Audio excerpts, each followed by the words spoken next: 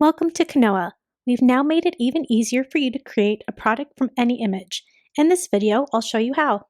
I'm working on a canvas mood board, and my coffee table isn't in our product catalog.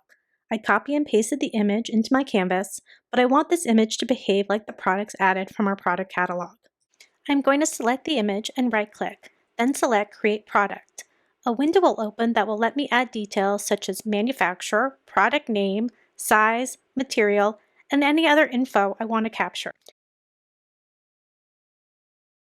I also want to add a drawing, and I can either use the drawing toolbar to create a basic shape, or I can click Import Drawing and upload a drawing. I can also use one of our existing drawings, which is actually my preference. You can change the size of that drawing as well as colors and line weights, depending on how you want it to look in plan view.